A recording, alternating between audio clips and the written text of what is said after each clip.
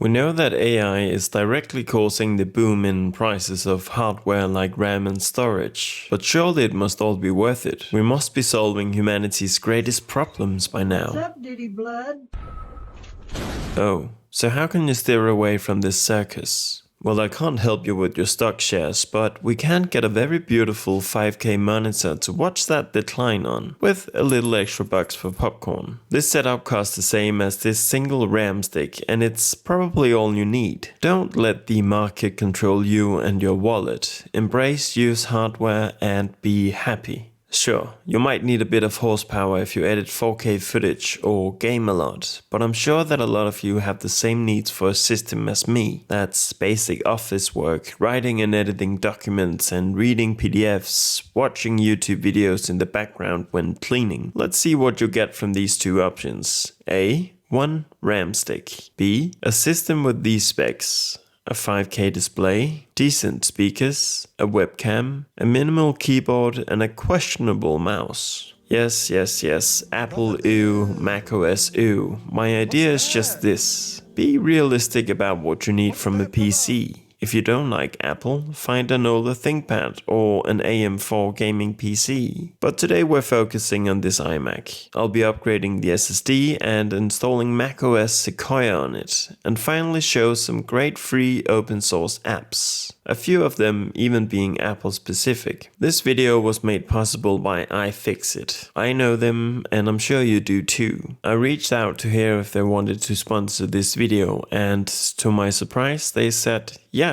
Let's see what they send over. A cool project mat, the iMac upgrade kit including a SATA SSD, a big boy repair kit, a cool electric screwdriver, and a cute little patch. Yeah, void that warranty. Their right to repair philosophy fits well with my personal crusade against planned obsolescence. But let's get to it. I'll use this wedge so I don't tip over the display. That would be bad. Of course I'm gonna follow the iFixit guide. First step is to use this little pizza cutter to cut the adhesive between the display and the glass panel. Then I use this plastic cut to get the remaining and get the screen completely loosened. I can then lift up the display and unplug a few cables. And we're in. It's very dusty in here. To get to the hard drive, I need to loosen these speaker screws. I will reuse these hard drive brackets and install the new SSD into this enclosure. What's neat about this one is that it has a temperature sensor, which you would lose if you just tape the new SSD to the old bracket. I mean, that method definitely works and I've done it many times, but you'd need to download Mac's fan control after, as the hard drive fan would go at 100% all of the time, if you don't control with software afterwards. Since I was already in here, I decided to clean this fan. It was a bit disgusting, but very satisfying. I then installed the new SSD, and we're almost done. Then I began putting on the new adhesive strips. But before I attach the screen permanently, let's check if it still works.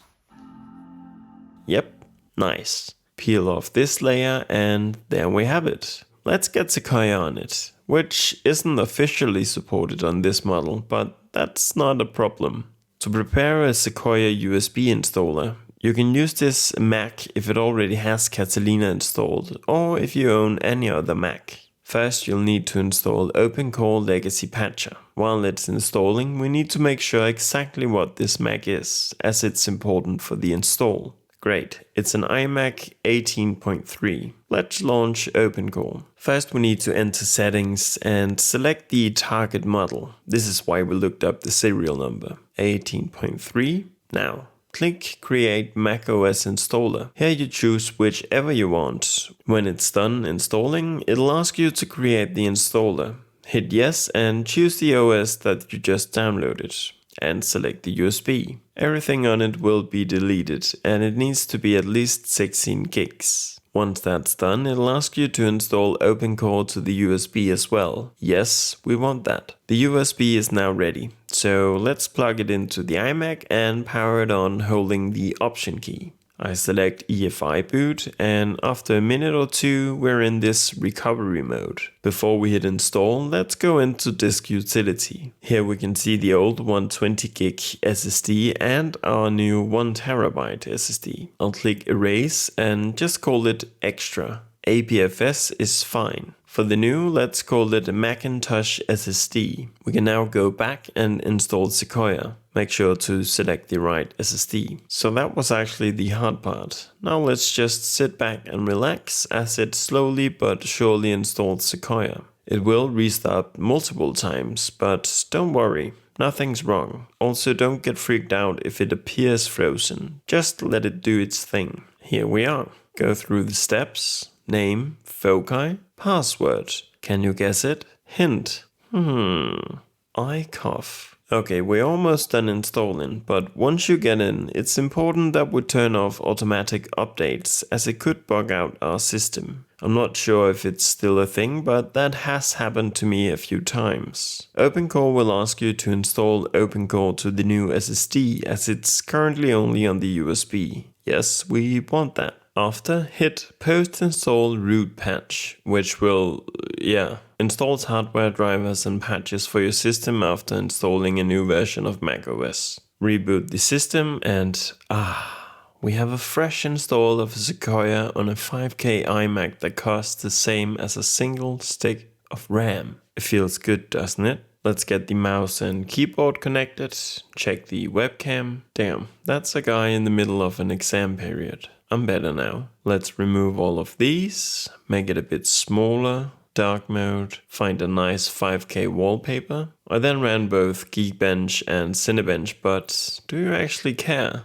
Do I care? That's not why you're buying the system. You're buying it to use for office work, writing or watching videos. And that's not demanding at all. This iMac will do all of that, even simultaneously if you're a multitasker. Let's get some apps. I've talked about the open source apps that I use recently, but let's just get a few. Zen is my preferred browser, although I am testing out Helium and liking it so far. OnlyOffice for office work, LocalSend as an AirDrop replacement. Now, a few Mac-specific open source apps. Autorace, it's quite simple. When you hover over a window, it will be selected or focused or whatever it's called. This is really useful if you're writing something in one tab and looking at an article in another.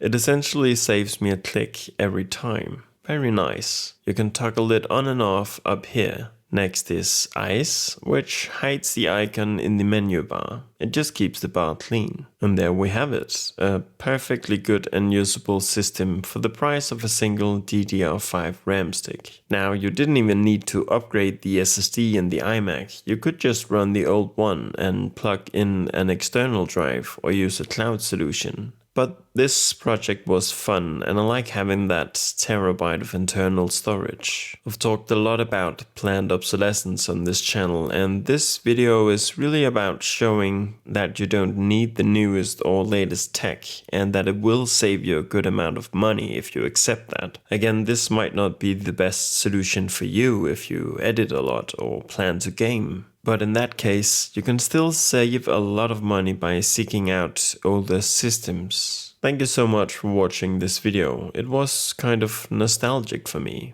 even though that nostalgia only extends back like 6 months. A full circle moment, perhaps. In my very first video, I upgraded the SSD and installed Sequoia on a 2011 iMac. And here we are, half a year later, doing the same thing. I am thinking about making a video about my favorite fuzz apps specifically for macOS. Please let me know if that's something you'd be interested in. Otherwise, we're back to Linux again soon. Again, thank you for watching, and a special thanks to Zeus, Justin, Yen, Ferraris, Cal, Lester, and XPC Shenanigans, as well as the other members of the channel. You too can become a member of the channel, if it's financially responsible of you. Right now there are 2 tiers with different perks, but in addition to these, all members are invited to join a VIP channel in the Discord. And again, a big thanks to iFixit for sponsoring this video. I'm not sure if starstruck is the right word, but it's definitely cool that iFixit knows who I am now.